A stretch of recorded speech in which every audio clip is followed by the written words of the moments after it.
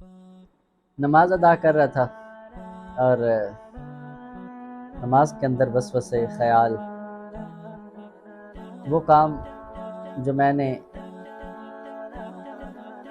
نہیں کیے، جو سارا دن نہیں یاد آئے، وہ نماز میں مجھے کھڑے ہوتے ہوئے یاد آ گئے۔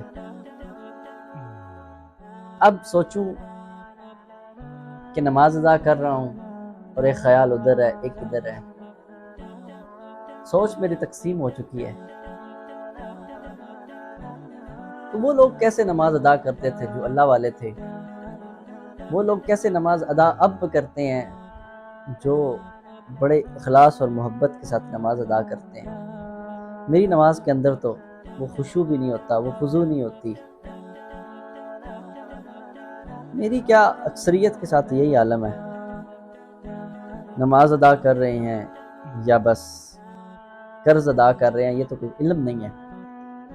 لیکن میں بڑی شرمندگی سے کہتا ہوں کہ ہم جو بات ہمیں نہیں یاد ہوتی، ایک پورا ہفتہ، ایک پورا عرصہ یاد نہیں ہوتی، فلاں بندے نے فلاں میرے ذمہ کام لگایا، میرے گھر والوں نے مجھے یہ کام کہا تھا، وہ نہیں ہم کرتے۔ لیکن نماز کے لیے جب کھڑے ہوتے ہیں تو وہ کیوں یاد آ جاتا ہے؟ وہ باتیں جو بڑی امپورٹنٹ ہیں، وہ بڑی خاص ہیں ہمارے لیے، وہ یاد آ جاتی ہیں۔ کیوں آتی ہیں؟ کیوں؟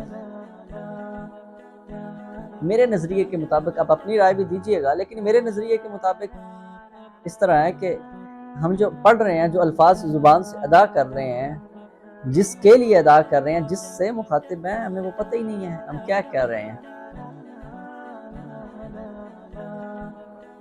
بس سبحانک اللہم سے شروع ہوتے ہیں اور السلام علیکم ورحمۃ اللہ تک ہم ایک عربی کی پوری جو تجارت ہمیں یاد ہے، جو الفاظ ہمیں یاد ہیں، وہ ہم پورے پورے پڑھ دیتے ہیں۔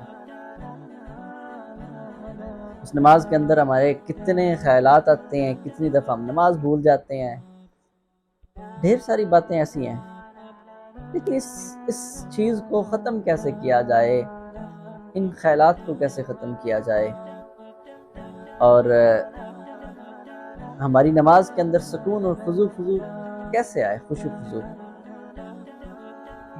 اس کے لیے ہمیں سب سے ضروری یہ چیز ہے کہ ہمیں اس بات کا علم ہونا چاہیے کہ جو الفاظ، جو باتیں ہم اس رب ذوالجلال کی بارگاہ میں کھڑے ہو کے کہہ رہے ہیں اور رب کے حضور کھڑے ہیں، وہ کیا رہے ہیں اور کس چیز کی اللہ سے طلب کر رہے ہیں، کس چیز کی اللہ کی حمد و ثنا کر رہے ہیں۔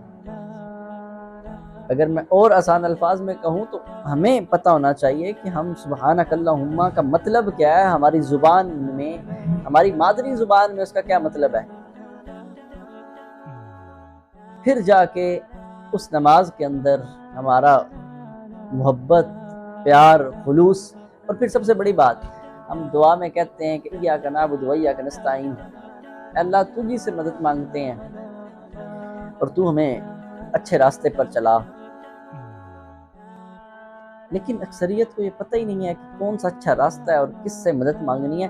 اور میں یہ کہتا ہوں کہ اگر ہم مادری زبان کے اندر یہ الفاظ اپنے مائنڈ کے اندر جو دوسری ہماری سوچ آتی ہے، اس جگہ پہ نماز ادا کرنے کے ساتھ ساتھ ہم اگر ترجمہ پڑھیں گے تو پھر کیا ہوگا، ہمارے اندر بڑا خشوع خضوع پیدا ہوگی، ایک محبت پیدا ہوگی، اور جتنے الفاظ ہمیں سمجھ آ رہے ہوں گے، ہم اتنے اچھے الفاظ سے اللہ تعالیٰ سے التجا کر رہے ہوں گے، یا اللہ میری مدد فرما۔ ہم اگر جا کے ربی جعلنی مقیم اپنی اولاد کے لیے اور اپنے ماں باپ کے لیے دعا کر رہے ہیں تو ہمیں پتہ ہو یار ہم کیا دعا مانگ رہے ہیں۔ جب یہ چیز پتہ ہوگی نا کہ میں اپنے لیے اور اپنی اولاد کے لیے، آنے والی اولاد کے لیے دعا کر رہا ہوں، پھر اس نماز کے اندر صرف لطف نہیں ہوگا، پھر اس نماز کو ادا کرنے کا ہمیں دوبارہ دل بھی کرے گا۔ تو بہتر طریقہ یہی ہے کہ ہم کوشش کریں، یار پڑھ جاتے ہیں، ہم میٹرک کی ہے، ایف ایس سی کی ہے، بی ایس کی ہے، ٹھیک ہے، انجینئر ہیں، ڈاکٹر ہیں، تو وہ انگلش ہم پڑھ لیتے ہیں، ان کے الفاظ کے ہمیں ترجمہ سمجھ آ جاتے ہیں۔ ہمیں کوئی کہتا ہے ہیلو ہاؤ آر یو، ہمیں سمجھ آ رہی ہے کہ وہ میرا حال پوچھ رہا ہے، تو قرآن ہمیں کہہ رہا ہے کہ ایاک نعبد و ایاک نستعین، تو ہمیں کیوں نہیں سمجھ آ رہی؟ غور کیجئے گا اور کوشش کریں کہ نماز کا ترجمہ اپنے الفاظ میں یاد کریں، ٹھیک ہے؟ کہ اللہ سے ہم کتنی ہمدردی، عجز و انکساری کے ساتھ دعا مانگتے ہیں، پھر مزہ آئے گا نماز ادا کرنے میں۔